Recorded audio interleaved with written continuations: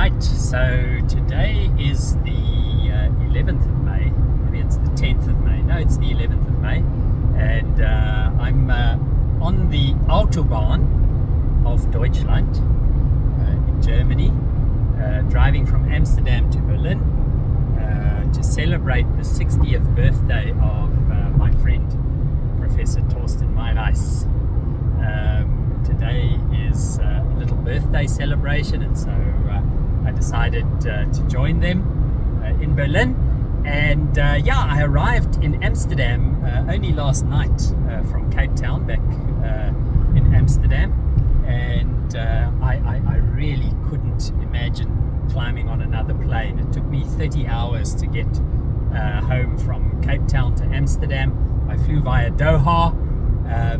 The trips that I've been doing in the last little while, I've been doing on airlines that allow 2 standard 23 kilogram bags for economy class, and obviously the reason is because I'm moving stuff from Cape Town to Amsterdam.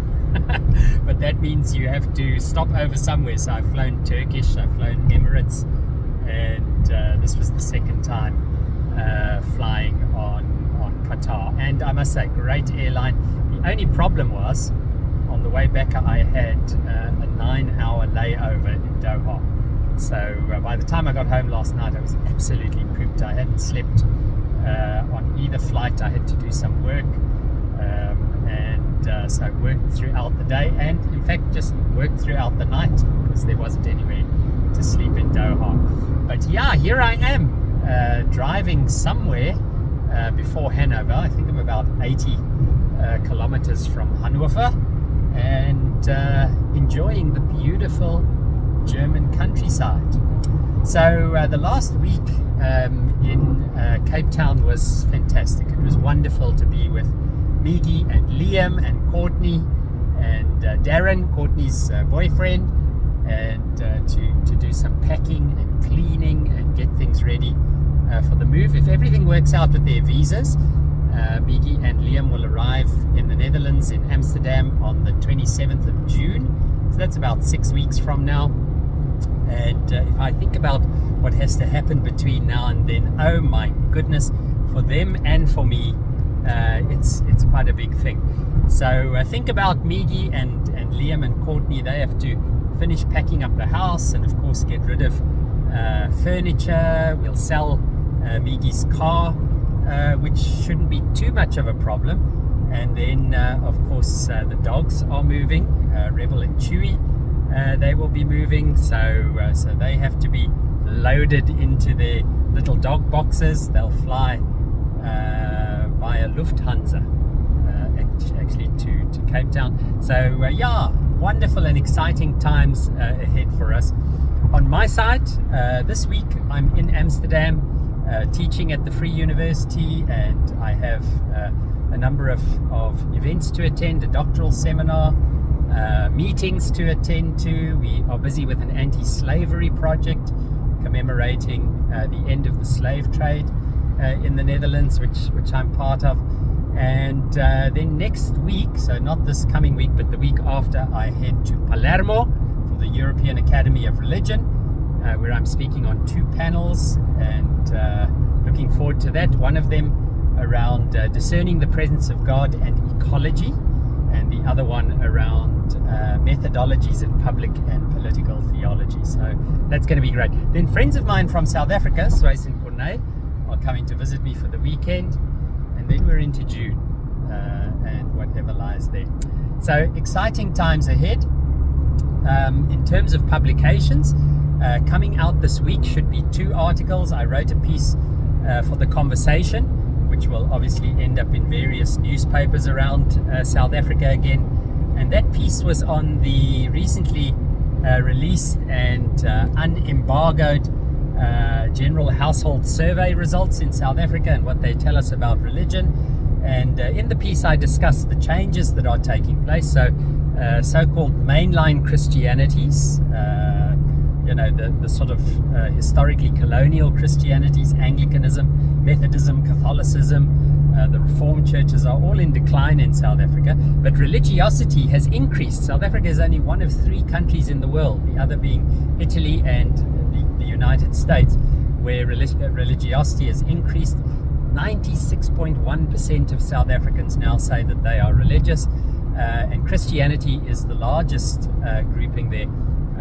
Just over 85%, just under 86% actually say that they are Christian. But the kinds of Christianity that is flourishing are African indigenous Christianities, so post-colonial Christianities, and of course, as with the rest of sub-Saharan Africa, we are also seeing an increase in Pentecostalism, Neo-Pentecostalism, and the prosperity gospel, which is, I don't like calling it a gospel because it's not good news, but those forms of Christianity are increasing. And of course, the reasons for that are, as I discuss in the analysis in the article, that there is something of a distrust of the relationship between colonial Christianities and their relationships with a failing state, or at least an underperforming state in South Africa. So the Methodist Church of Southern Africa and the ANC, the governing party, have a long-standing relationship, and the failures of the ANC also tend to impact upon the church. That's the one thing. So there's this political thing. Then there's a cultural reason. Africans are interested in worshipping and having faith in an African idiom.